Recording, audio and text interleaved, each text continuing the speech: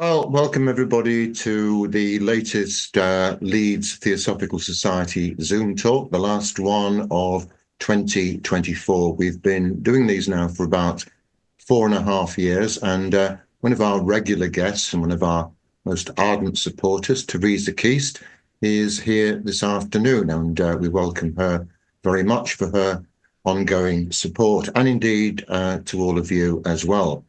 Yesterday, of course, as we all know, was the solstice, and these are very special energies which permeate the Earth, certainly in the Northern Hemisphere at this time. And it's been recognized throughout the ages that this is a crucial 2 or 3 day period in the year. So Teresa's going to be speaking this afternoon about this solstice energy and its opportunity for spiritual illumination. Teresa, welcome, and thanks very much for joining us this afternoon. Thank you, Tim. It's my pleasure. So the solstice, it's only through darkness that we can know light. On the day of least light, there is the opportunity to go inward, to find the light of understanding within you, and to bring that light into this world that is full of darkness. To be a lighthouse shining from within so that others can see their way safely to shore and not be dashed on the rocks of life's challenges. It is a time to connect to the cycles and the seasons of nature and to realize that the birds and the animals don't know of our human crises. They teach us to sing every day for the blessings in our life and the blessing that is life. To follow and do what is in our true nature every day as they do. There is a time to build a nest, a time to gather food, a time to gather together, and a time to spread our wings and fly. Being in nature reveals our true nature to us, and through this connection, we are encouraged to pause, to contemplate our own direction. This time in quiet solace will reveal our path in a way that the world of busy festivities cannot. So give yourself the gift of quiet time. In the time of darker nights, we light a candle, a fire, realizing that we can create light so that we can see more clearly. The light of the sun shines upon us freely, but it is only in the darkness when we cannot see her light that we can learn and find and express our own light. We face our fears, our doubts, our uncertainties, our greatest challenges in the dark, and seek the light of understanding, of courage, of truth, and the love within us to show us the way through these challenges, to reveal what they have to teach us and what needs redeeming within us. In time, people will remember and realize again, like cultures past and ageless wisdom teachings tell us, that light is love.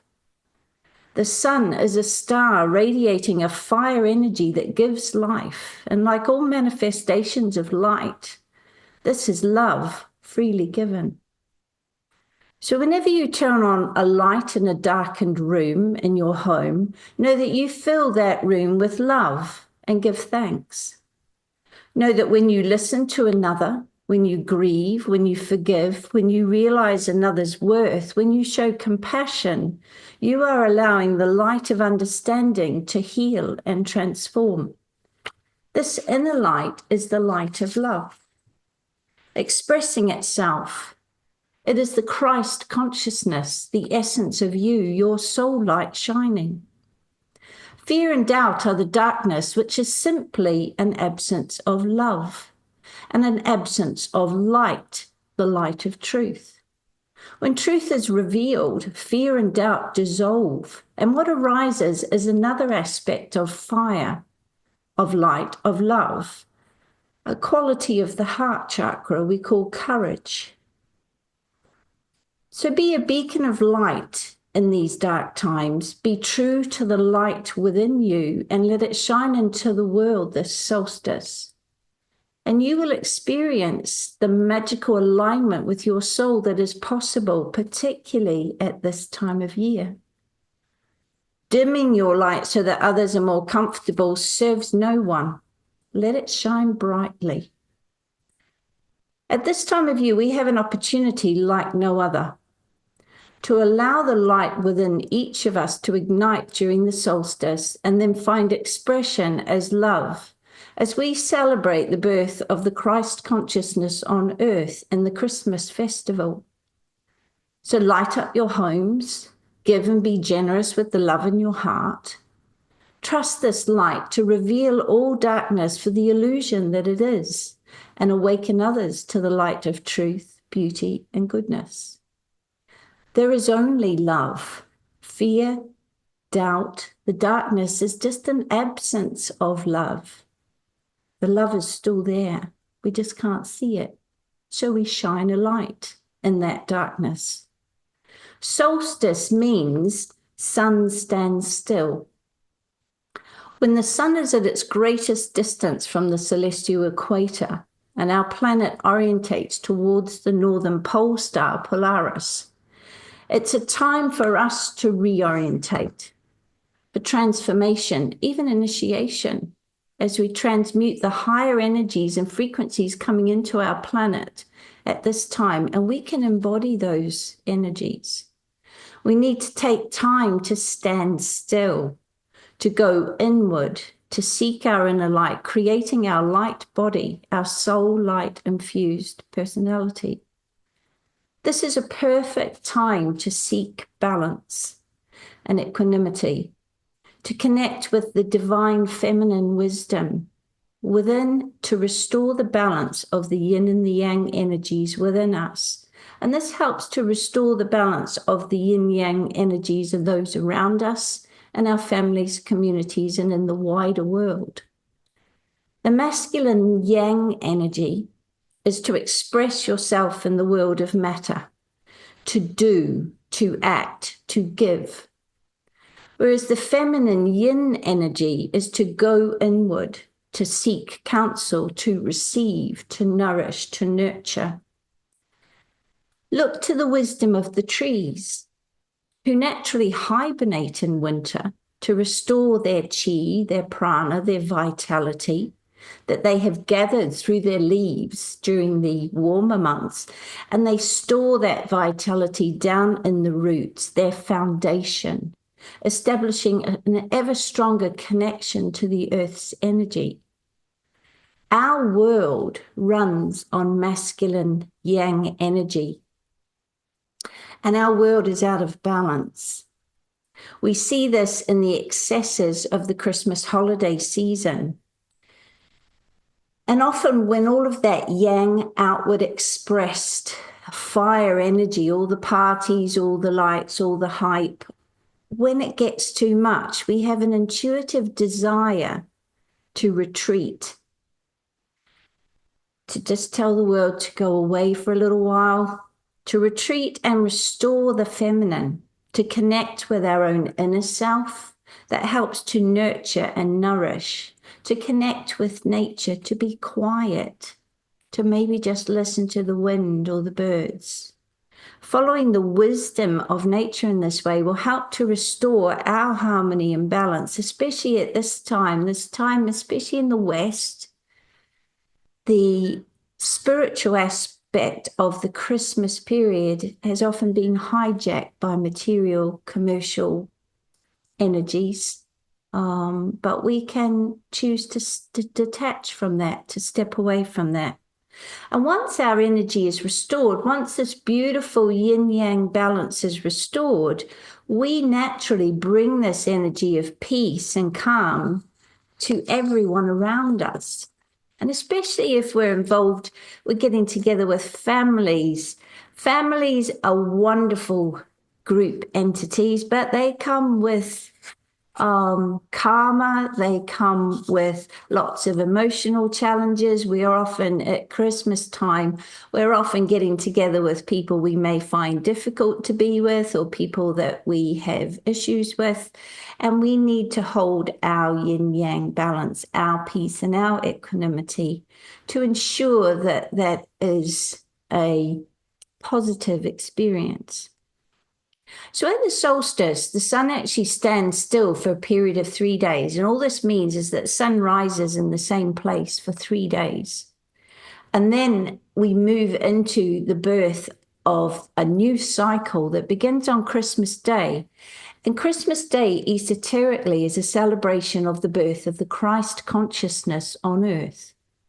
And this is in the sign of Capricorn. And Capricorn is an earth sign that rules both the heights of spiritual attainment and the success of climbing mountains, goats going up the rocky paths and slopes of the mountain towards the pinnacle of initiation, where high frequency energies can pour through the physical vehicle, creating a shift in vibration and the potential for dimensional shifts, for paradigm shifts that color the life of the individual.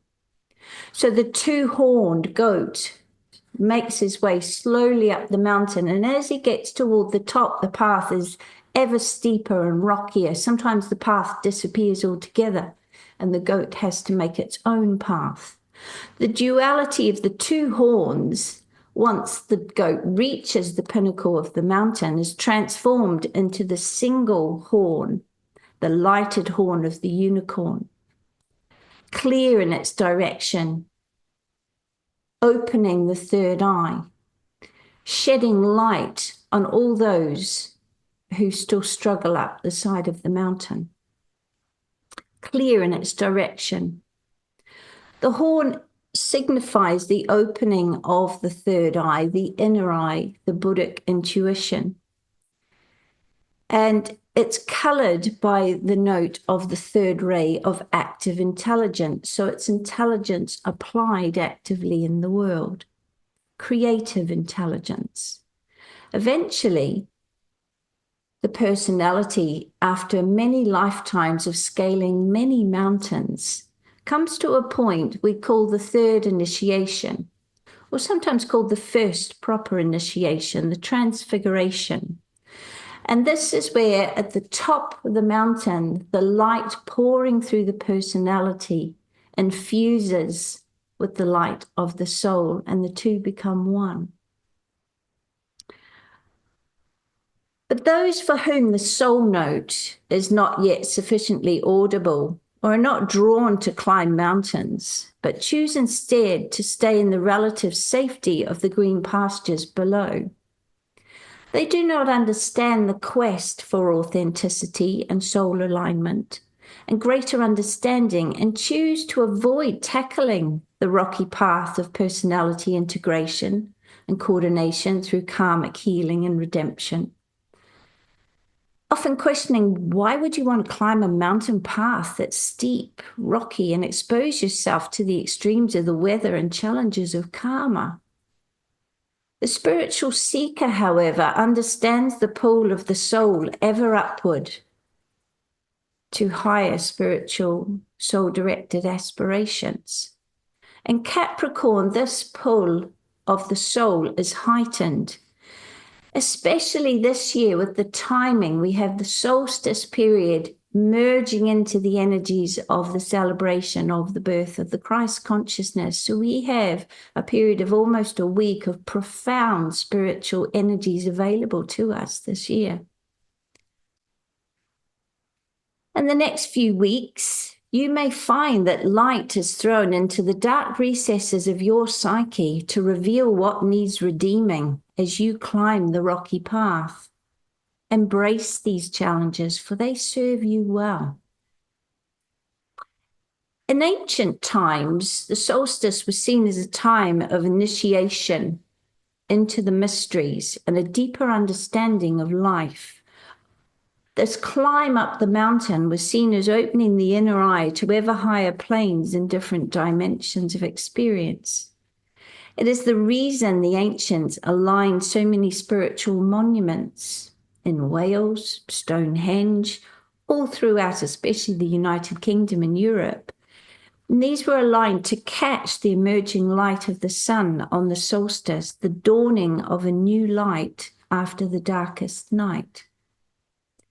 Now, the lower aspect of Capricorn, remember I said it was an earth sign, is reflected in the overwhelming materialism of the Christmas time, with its excessive focus on spending money, highlighting the polar differences between those who have much and those who have little. But there is a growing realization that really what matters at Christmas is our presence and not the number of presents we give.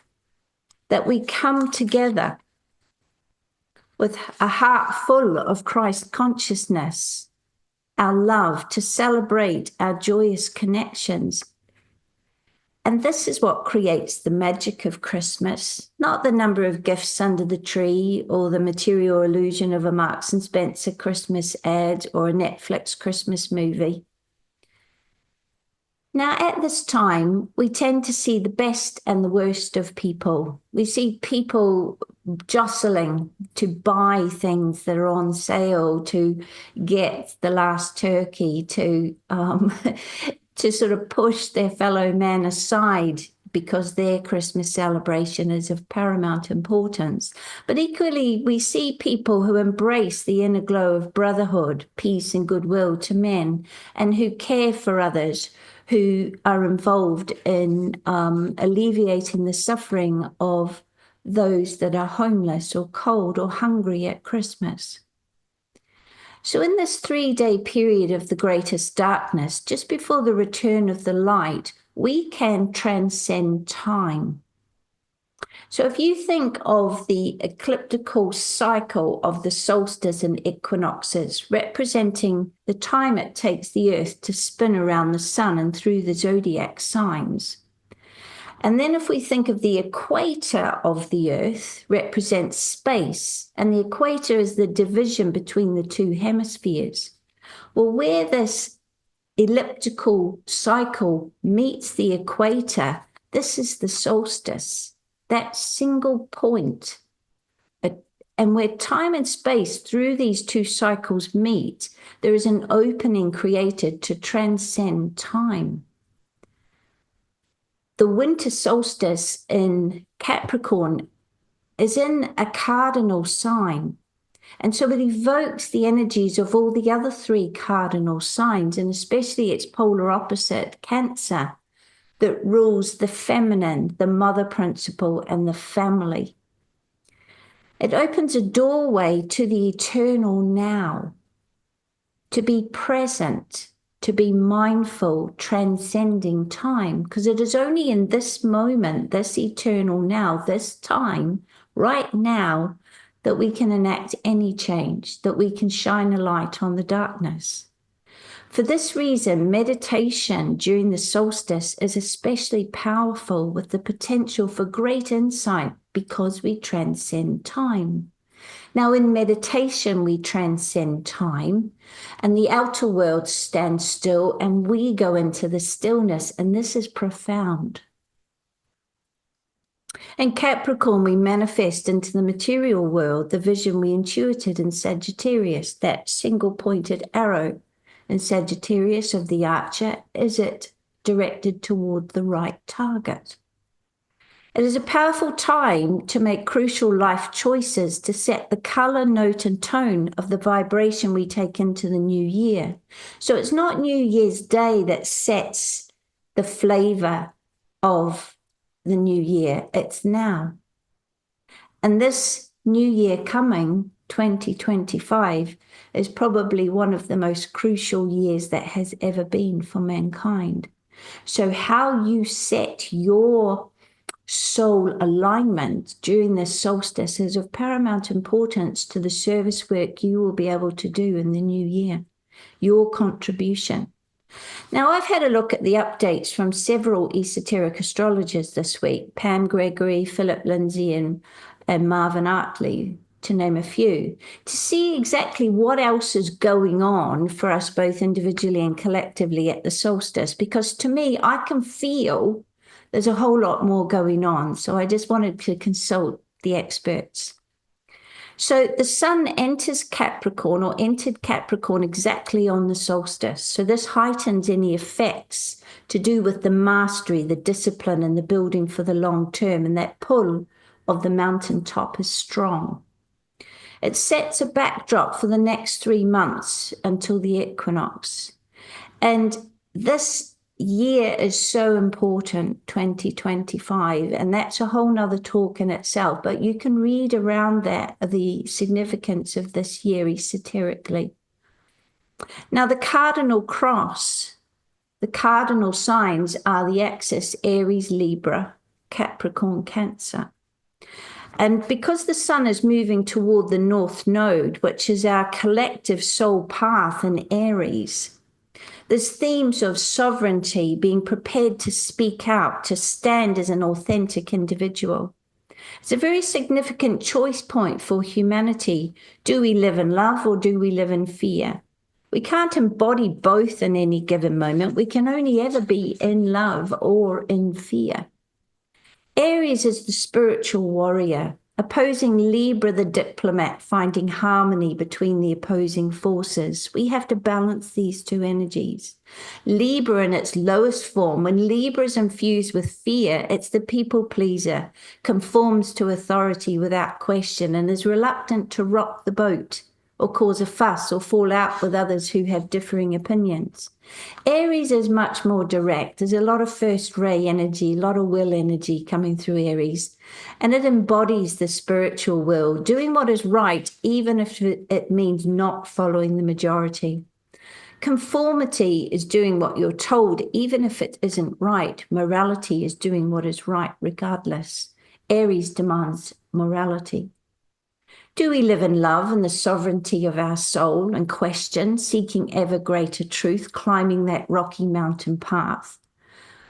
Or do we abide in fear and go along with the mainstream and accept what we are told, allowing it to put out the fires of higher aspiration and settle like sheep on the pastures below, not interested in climbing the mountain? Libra can sit on the fence and avoid taking a position. Aries fire demands that you choose, and you choose wisely.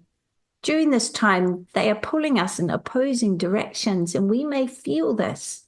I know I'm a Libra personality and an Aries soul, so I recognize that conflict. Wow. Pam Gregory mentioned that Pluto is coming into Aquarius, which brings up the issues of our wider cosmic and galactic relations. You may have seen on social media or the news a vast increase in UFO sightings lately. Now, whether these are real or whether these are a hoax to install fear and propaganda to gain support for the military war complex, justifying its expenditure, or are beneficent beings coming to help us through this massive time of transition for humanity, we don't know. I tend to go with the latter. Pam suggested the Saturn-Jupiter conjunction that we saw on the solstice will trigger the main conjunction we saw on December 21st, 2020. And I don't know if you remember, that was a major conjunction of many planets. And this will sort of set off, bring our attention to the events that were happening in December 2020 in the world. And it's bringing it up again. It's taking it round on a higher level of the spiral for our collective understanding, healing, and transformation. In the last few years, we have witnessed the emergence of the dweller on the threshold for humanity. Many are despondent about the state of the world and perhaps don't appreciate that we're in a healing and transformation process. The fact that the darkness is growing means it's in response to the growing light. Think of the caterpillar body. When a caterpillar goes into the chrysalis, the cocoon, its entire body is completely dissolved by enzymes. So as to transform those constituents into the beauty that emerges with the birth of the butterfly. We are in this dissolution process, and it's painful, but we need to trust the process, especially when we seek out inner guidance, our inner light. Freedom, civil rights, human rights, revolution, technology, innovations, power struggles, especially to do with health, blood, and immunity, these all came up at that solstice in 2020. The prevailing energies now will be ruthless in discerning the truth, ensuring correct details. And information is revealed, perhaps involving legal processes and demand for responsibility and even compensation. Both Jupiter and Uranus are involved in alignments that won't leave truth alone until it is revealed. Mercury, the messenger of truth, rules both of these planets.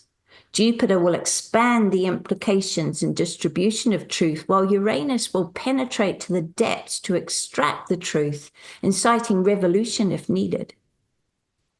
With Mars opposing Pluto, there may be a collective outpouring of rage as these truths are revealed. However, there is a beneficent trine involving Jupiter and Venus that will hold a healing space for the world in Aquarius, where we as individuals and groups coming together will have the opportunity to heal through love. So you can see there's lots of opposing forces going on in the world. And so you have to find that center point of balance within you. You have to connect to the light within you. The key is the choice you make to hold your consciousness in love and not let yourself drop into the collective fear, no matter what happens. Fear is an illusion. Love is all there is. Like the song, love is all around us, love is all there is. This is a truth. Fear is just an absence of love. Choose your mind diet wisely. Remember, your energy is not only affected by the food you eat, the water you drink, and the air you breathe, but it's affected by the thought forms and astral energy you expose yourself to. Discern agencies of truth. Turn off your TV and find alternative sources for your truth. If in doubt, listen to your intuition. If something doesn't feel right, it isn't, or an aspect of it isn't. Something isn't right. Misinformation is often presented with a grain of truth, so that we sense the grain and mistakenly digest the whole loaf of bread. Ask, what are the motives and intentions of those presenting the truth? Are these higher expressions of the best in humanity to reveal injustices or breaches in human rights and sovereignty? Or are they lower expressions designed to control, manipulate, incite fear, and maintain power? If in doubt, follow the money, the Maya, the illusion, the glamour of power and control. We need to remember the power of our consciousness to create the world as we experience it. And we're really just in kindergarten.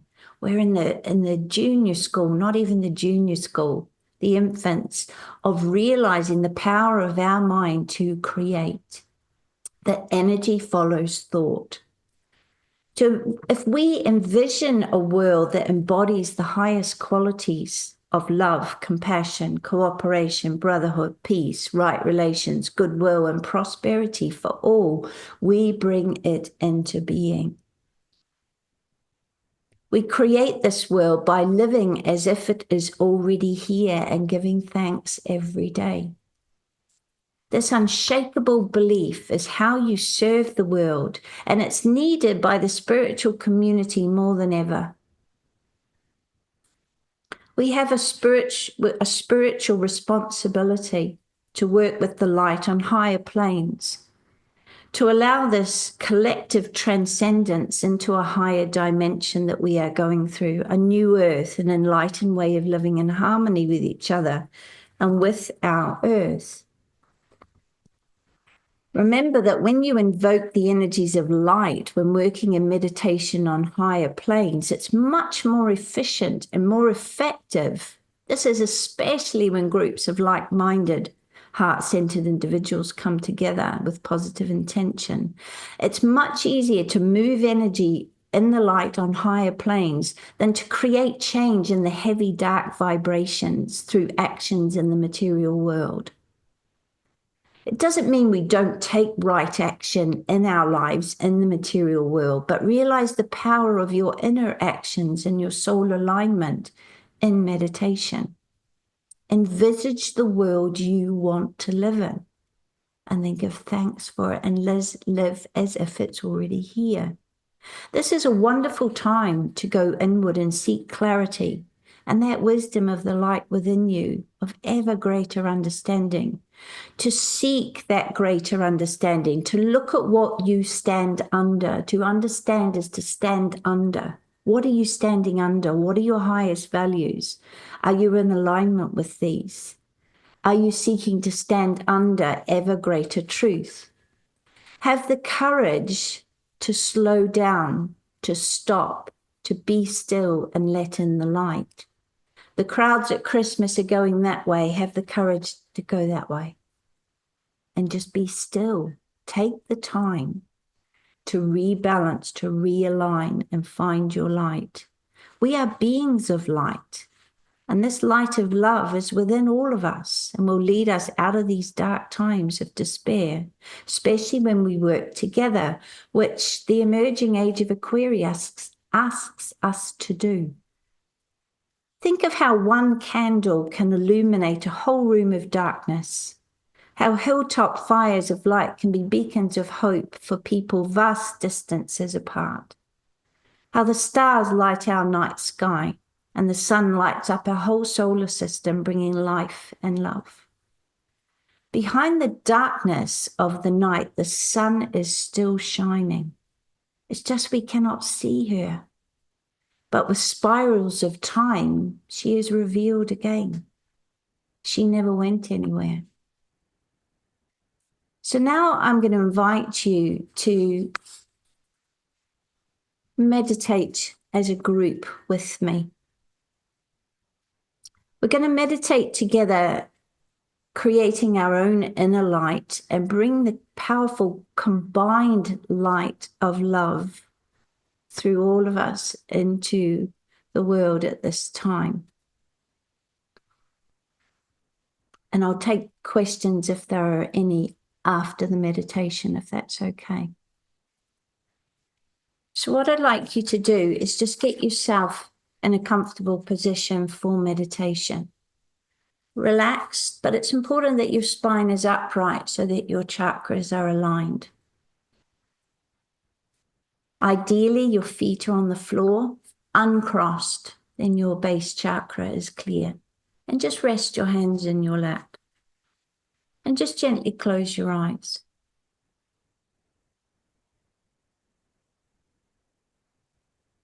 Now, you may find that your mind is busy with everything that I've just spoken of. As you breathe out, I want you to just let all those thoughts go. The wisdom's in there, you can come back to it later. I want you to connect with the earth. So through the base of your spine or through your feet, I want you to imagine sending a connection, an energetic connection down into our earth, so that we remember that we and she are one. And now we'll come into an awareness of this present moment. Just notice your body sitting on the chair. Notice the feeling of the clothes on your skin. Just allow the sounds in the room to come and just notice them.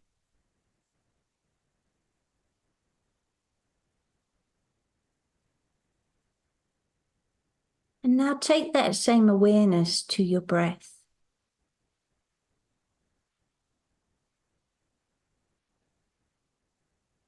Now, ideally, if you can, breathe through your nose.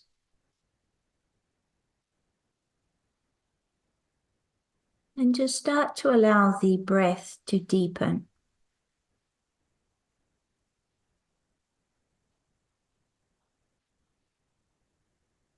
To breathe in a way that enhances your meditation experience, you can place your hands gently on your belly and just breathe into your hands, feeling the air go down through a channel into your belly.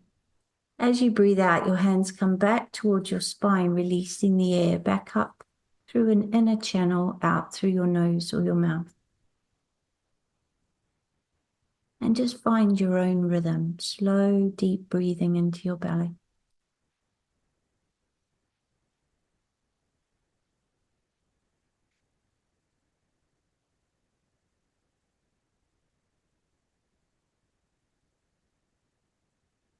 you will find your physical body starts to relax.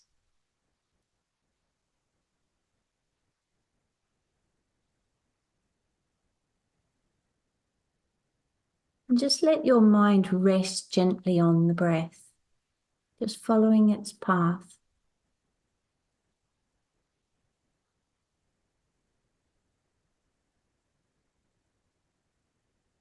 And when your mind wanders, as soon as you realize, just bring it back to the breath. And we bring it back with an attitude of loving kindness.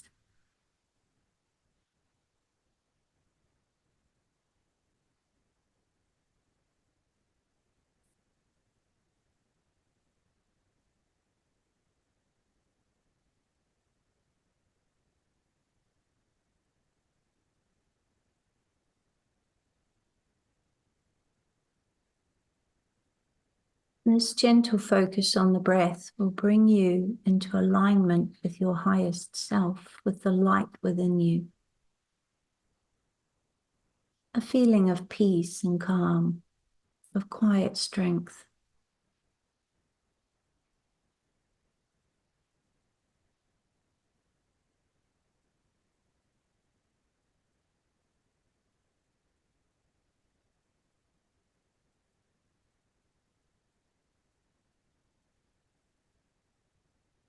Now gently bring your awareness to the center of your chest, your heart chakra.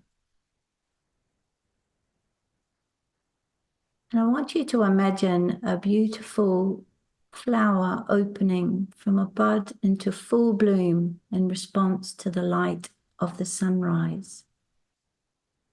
So in the center of your chest, there's this gentle feeling of opening. As the rays of the sun pour into that beautiful flower bud, and it opens.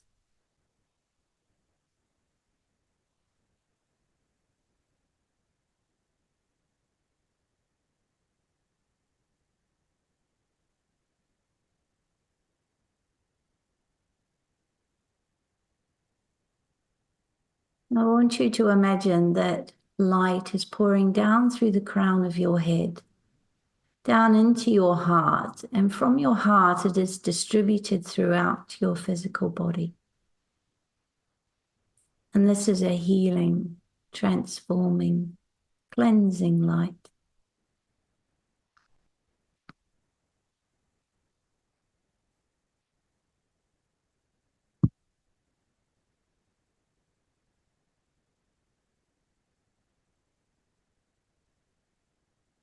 Allow your whole physical body to fill with light, so that light flows in your bloodstream.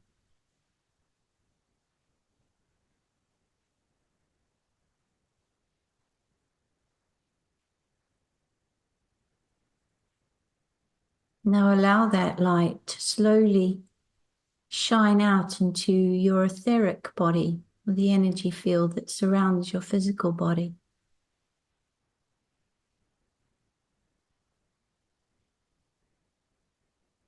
If at any time you lose awareness of your physical body, don't worry, that's okay.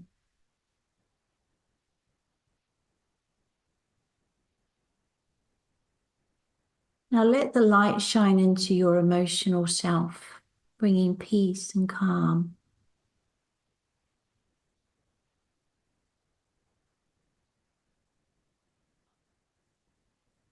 Allow the light to shine in your mind. Again, peace of mind.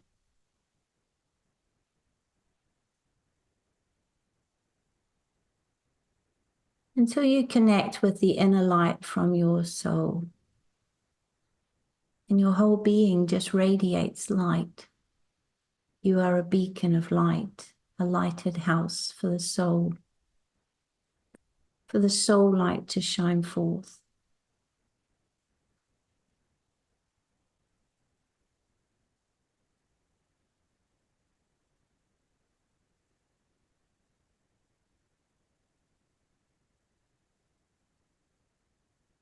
Now I want you to imagine that you can see our beautiful planet as if from space. And you can see that there's a lot of dark energy surrounding our planet. from the thought forms of many peoples.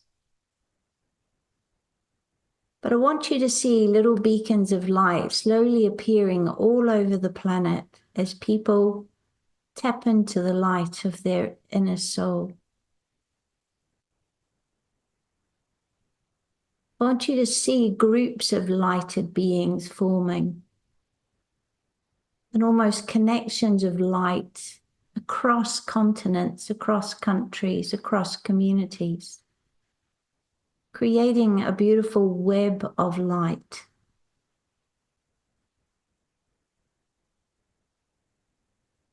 Those who have tackled the higher slopes of the mountain are standing on top of those mountains, letting their light shine, connecting with others who do the same.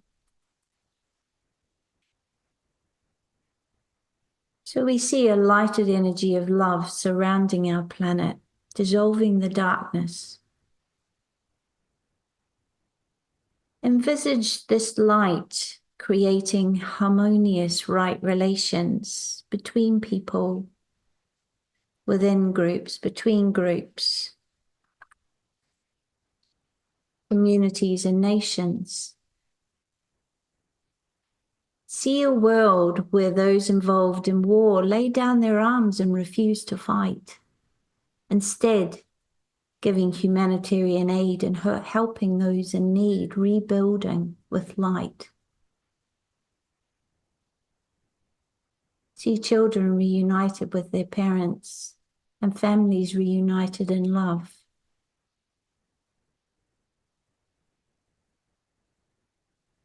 Visualize these energies unifying and eliminating all divisions within humanity, transforming human consciousness and establishing right relations.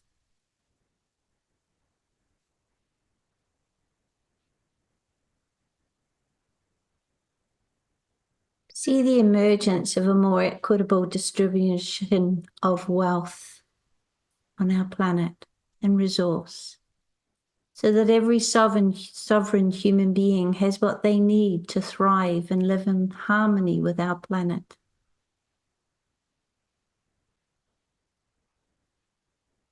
See measures being taken to restore the balance in nature, the animal and the plant life flourishing again.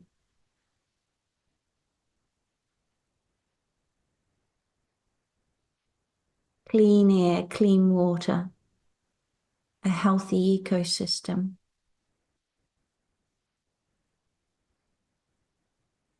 Envisage a world in which technology sets us free and unites us rather than enslaving us. See people connecting with each other again, heart to heart, arms around each other. See lighted love flowing into the hearts and minds of all of humanity, awakening them to soul consciousness and invoking a desire for positive change. See a great swell of this desire for positive change for all. See the homeless and the lonely, the depressed and the downhearted, and all those who suffer receiving solace and support and enjoying human connection and the joy of community. See the best in mankind arise.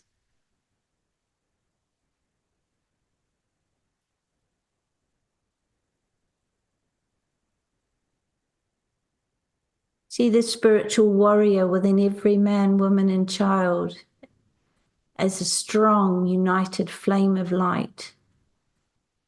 As we stand together for all that is good, right, and true, so that we stand in our sovereignty as human beings.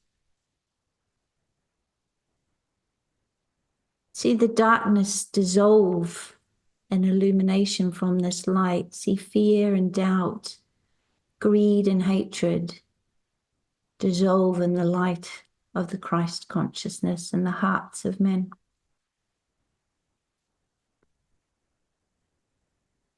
Take a few moments now to envision the world as you know it can be.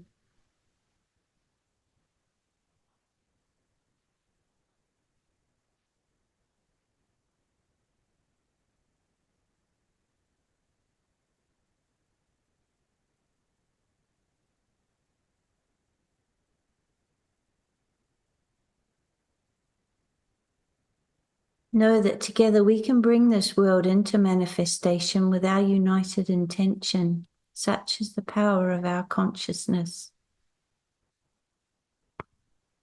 And that beautiful flower of your heart, give thanks and gratitude for this wonderful transformation that is occurring, both for individuals and for human beings as a collective, and for this new earth that we're moving toward in 2025.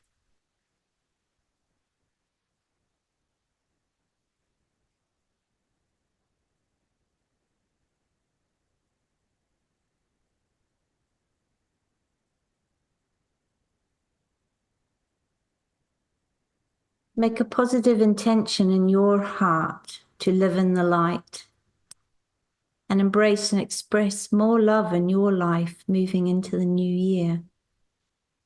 To be love and to be the light of the world.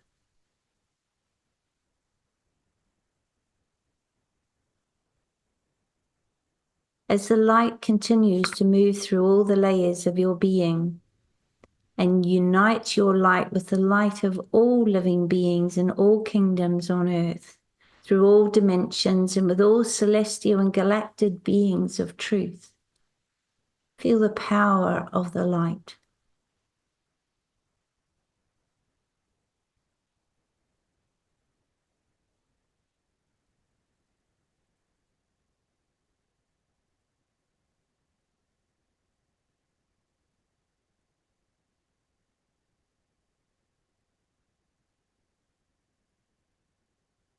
Know and trust that light and love unite us all. And this truth radiates from the light that shines forth from your soul, connecting all souls in love.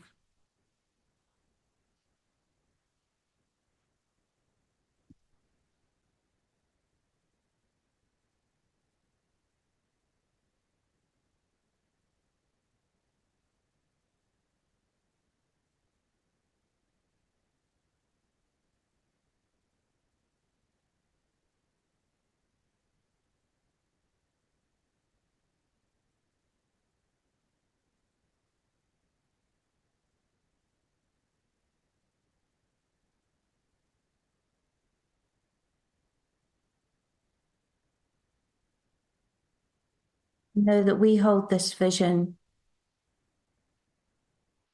as a group of kind-hearted, like-minded souls. And the groups like this are uniting in meditation all over the world at this time. And their power is exponential.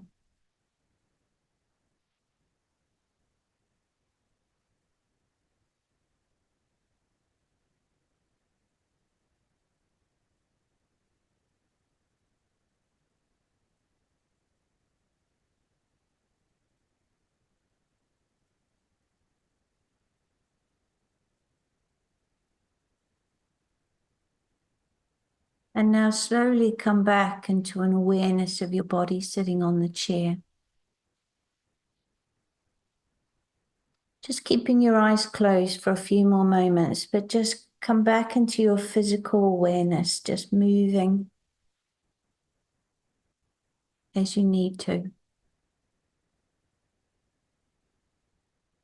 And just before we arise completely from the meditation, I'm going to invite you, as you open your eyes, I want you to open your eyes with the eyes of your soul. And in the first moment, before your mind hijacks your experience, just see the world as it is. So just imagine opening your eyes with the eyes of love and just see what happens. So when you're ready, just open your eyes.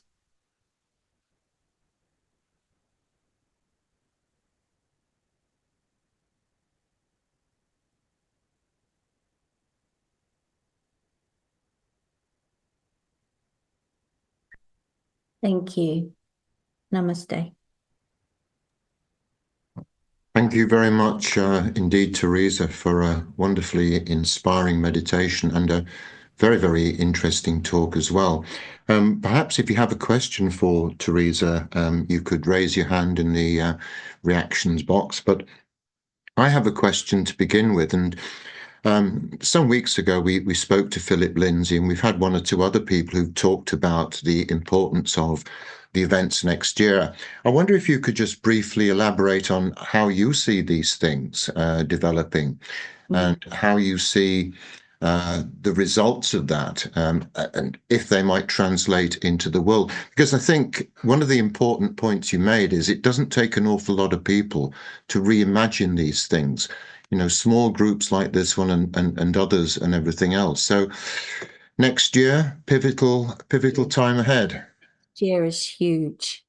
If you're reasonably sensitive, you probably for months now have had a feeling like something's coming, a feeling of something big happening. It can be an unsettling feeling. And many, many people, spiritually and otherwise, are feeling this feeling because it is coming. Next year, my understanding from the Bailey books, there's talk about the conclave that the Masters of Wisdom and the hierarchy have. And 2025 is the next time they get together and decide how much and how they're going to help mankind. Are they going to release more Shambhala force into the world? Are they going to, allow things to unfold? Are they going to step in? Is there going to be an externalization? Will the hierarchy come back into physical form? All of these questions. So we don't really know, but if you have a sense of something big, that's part of it. But the other thing that I believe is happening is we're reaching a tipping point. So it feels, I have read a lot and listened to a lot about the idea that our whole planet may be shifting dimension and that this may never have happened before to a whole planet. So it's happened before to civilizations, and this can explain why civilizations have suddenly disappeared. Quite advanced civilizations have disappeared with little trace as they have moved to a higher dimension. And we're seeing this in the shift in the magnetic poles, in the change in the Schumann resonance, the magnetic energy of the earth, if you like. But we're also sensing it in that there are many, many beings almost, if you're in meditation and you get a sense of other higher beings, there are many beings poised, ready to help us. There are many people who are channeling, who are bringing through information about this, and there's just too many to ignore it. It's too widespread amongst people who are esoterically inclined and people who are not, people who are just perhaps open. And what I think next year, it may be a very difficult year on the material plane. It may be a year where our personalities are really challenged. But this is why I'm saying to people, if you hold on to the soul light and you do not let your trust in the process waver, that is how you keep your vibration high and you contribute to the uplift. And it only takes 15% of the population, is David Hawkins' book, to hold the energy of the other 85% above a critical point.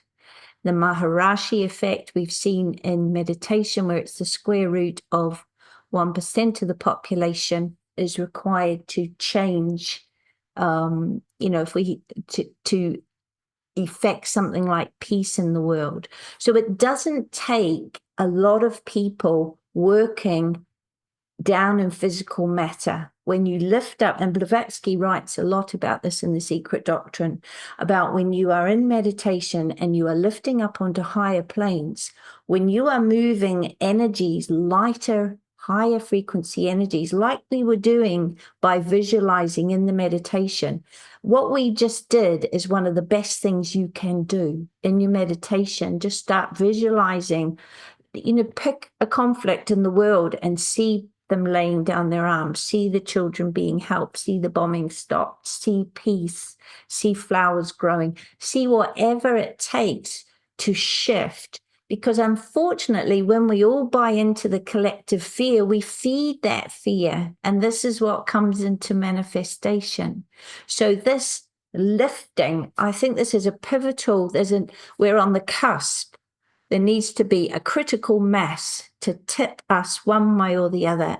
And I've got a feeling this coming year is the year where the Libra scales go one way or the other. So, my message to people is just hold yourself in light and love. That's all you need to do. And you might think, is that all? Do I not need to go out and feed all the starving and home the homeless? Yes, do those things, but you're more effective working on these higher planes, especially if you have experience in working on higher planes in meditation. So your meditations for this year coming, yes, individual meditations, but start adding a collective a collective part to your meditation. So you do your own meditation for your own personal self, but you also put in there a meditation that's helping the world. And lots of groups are doing this because they're recognizing the importance of it. Does that help to answer your question, Tim? Yes, thank you very much indeed. And I'm very pleased to see that, you're on the positive side of this, because there is this thick miasma of gloom surrounding this planet at the moment. And to some extent, whether we like it or not, and however optimistic we might be, it does infect us all, doesn't it? And it is contagious. That's the thing to realize. And maybe, if you have to at times just make a hard decision and take yourself out of those energies, turn off your telly. If you've got people who love getting into the miasm of doom and gloom, or who are always complaining, or their energy's heavy, maybe have a break from them for a while. Do the things you need to do to keep your energy high and to stay in the light. If you find it getting to you, go and turn off all social media, all other media, and get out in nature. It won't take long before she restores your faith. Just watch what the birds are doing. Just go by the ocean where the prana is so rich, your energy field will be cleansed. We have to do these things consciously, knowing that otherwise, if you like, people who are spiritually awake, which if you're spending your Sunday afternoon at this talk, you are spiritually awake, we have an extra responsibility. We've already started to climb the mountain. Okay, we might be halfway up, we might be near to the top, we might be getting disillusioned. The sheep are staying down in the pastures where they're happy to be told by the shepherds what to do. But we've already started on that path. And, we've got to help each other. We've got to recognize that sometimes we have to go against the flow. And sometimes when everyone around us is negative, we have to be that little seed that pokes up through the concrete, that life that struggles on anyway. Because this is our greatest service. And this is what I try to get through to people. It's about energy and vibration. If you keep your prana, your chi, your vitality high, and you're centered in a heart that trusts, hopes, and believes, absolutely, that's the best thing you can do to bring this about. It's so important. I cannot stress how important it is. If you feel yourself getting down, get off social media, or do what I do on social media. I've hooked into so many positive groups that my social media experience is a wonderful experience when I look at it. I get so many positive and enlightening and uplifting quotes. In fact, I'm doing a research study in my psychology course about whether positive, inspiring quotes improve your well-being. So I'll let you know how that gets on. But, it does make a difference. Choose your mind diet.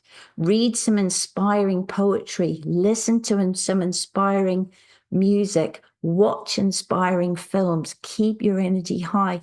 And you'll keep those around you high as well. Because I believe the people this is hitting the hardest is our young people. And, they're our future. Not the really young, because they're often oblivious. And not those who are sort of more caught up in the world, those who are just on the cusp of adulthood or moving into young adulthood, much depression, much despondency, a lot of problems and suffering. So they're the ones that we need to make sure we look after. Thank you very much indeed. May I thank Teresa again for a wonderful talk this afternoon. Always truly inspiring. So on that note, use the energies over the next few hours as positively as you can, and we look forward to seeing you all in the new year.